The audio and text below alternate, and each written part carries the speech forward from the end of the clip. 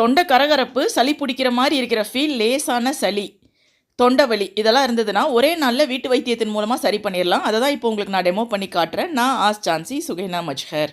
இதுக்கு வீட்டில் இருக்கக்கூடிய 4 பொருள் போதும். ஃபஸ்ட்டு ஒரு லெமன் எடுத்து கட் பண்ணி வச்சுருக்கேன்.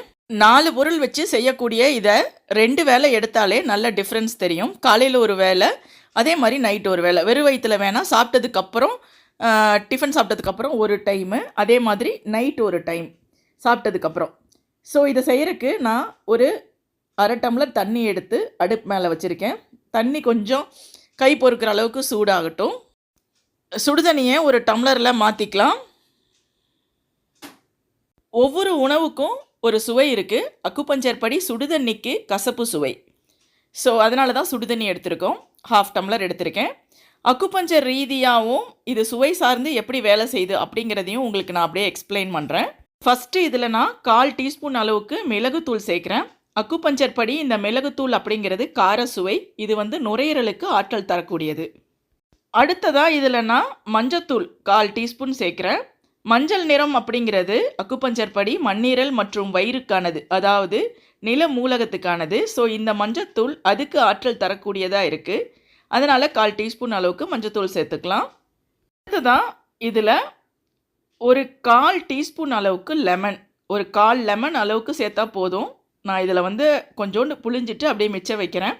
இந்த லெமன் அப்படிங்கிறது புளிப்பு சுவை தரக்கூடியது. இந்த புளிப்பு சுவை நம்மளுடைய கல்லீரலுக்கு ஆற்றல் தரக்கூடியதாக இருக்குது அக்குபஞ்சர் படி.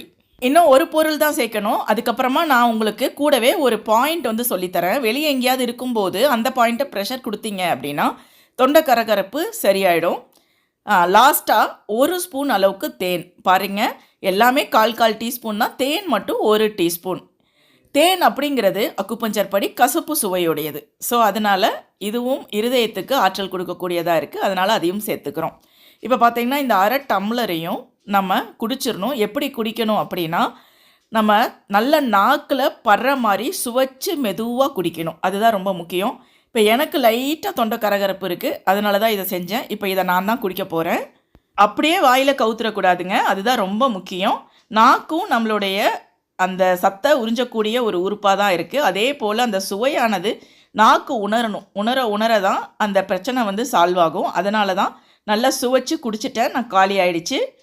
குடித்ததுக்கப்புறமா ஒரு 1/2 மணி நேரத்துக்கு தண்ணி வேறு எதுவும் குடிக்கவோ சாப்பிடவோ கூடாது. அப்போ தான் அந்த சுவை நாக்கில் தங்கி இருந்து நமக்கு குணம் கொடுக்கும். 100% இது ஒர்க் பண்ணுங்க, எந்த சந்தேகமும் வேண்டாம். அடுத்ததாக அக்குபஞ்சர் படி இந்த தொண்டை கரகரப்புக்கான புள்ளி அப்படின்னா 2 புள்ளி மட்டும் ஈஸியாக ஞாபகம் வச்சுக்கிற மாதிரி சொல்லித்தரேன். எங்கேயாவது ட்ராவல் இருக்கீங்க, இதெல்லாம் செஞ்சு குடிக்க முடியாதுன்னா நீங்கள் இதை ப்ரெஷர் கொடுத்தா போதும். ஸோ விரல் நுனியில், இந்த நுனிலையும் அந்த நுனிலையும் இருக்கக்கூடிய புள்ளி இப்படி அழுத்தி அழுத்தி எடுக்கணும். ஒரு 21 தடவை இப்படி அழுத்தி அழுத்தி எடுக்கணும். ஒரு புள்ளி H9ங்கிற புள்ளி, இன்னொன்று SI1 அப்படிங்கிற புள்ளி, ஹார்ட் 9, ஸ்மால் இன்டெஸ்டைன் 1. 2 கையிலையுமே இதை நீங்கள் அழுத்தி அழுத்தி விடலாம். அடுத்ததாக பார்த்திங்கன்னா, நம்மளுடைய அந்த மணிக்கட்டு ரேகையிலிருந்து நம்மளுடைய விரலில் இந்த அளவுக்கு கணக்கு வச்சுக்கோங்க. ஃபஸ்ட்டு கோடு வரைக்கும் அதை அளவு வச்சிங்கன்னா இருக்கக்கூடியது LU8ங்கிற புள்ளி. இந்த புள்ளி 2 புள்ளியும் நீங்கள் அழுத்தி விட்டீங்கனாலே பெரும்பாலும் தொண்டை கரகரப்பு, ஆரம்ப சளி சரியாயிடும். யாருக்காவது அக்குபஞ்சர் கற்றுக்கணுன்னா ஸ்க்ரீனில் தெரிகிற நம்பருக்கு வாட்ஸ்அப் மட்டும் பண்ணுங்கள், கால் பண்ண வேண்டாம். ஸோ இதை செஞ்சுட்டு அப்புறம் பாருங்கள் தொண்டை கரகரப்பு எங்கே போச்சு அப்படின்னு கேட்பீங்க. கண்டிப்பாக இதில் பலன் கிடைச்சவங்க கண்டிப்பாக கமெண்ட்டில் சொல்லிட்டு போங்க. அப்போ தான் மற்றவங்களுக்கும் ஒரு நம்பிக்கை வரும். குறிப்பாக கோடை காலத்தில் லேசாக மழை பெய்யும் போது அல்லது கிளைமேட் சேஞ்ச் ஆகும்போது வரக்கூடிய தொண்டை கரகரப்புக்கு இதை விட ஒரு பெஸ்ட் மெடிசின் இல்லவே இல்லைன்னு சொல்லலாம். வீடியோ பிடிச்சா லைக் பண்ணிவிட்டு உங்கள் ஃப்ரெண்ட்ஸ் கூட ஷேர் பண்ணுங்கள். ஃபஸ்ட் டைம் பார்க்குறவங்க ஆஸ் சான்சியை சப்ஸ்கிரைப் பண்ணிக்கோங்க, ஃபாலோ பண்ணிக்கோங்க. தேங்க்யூ. தரையில இருக்கிற அழுக்கு, கரை, கெட்டபாடு, நோய் கிருமிகள் எல்லாத்துக்கும் ஒரே தீர்வு. Ask Jhansi floor cleaner. அரை மூடி மட்டும் போதுங்க, பாதி காசை மிச்சம் பண்ணுங்க.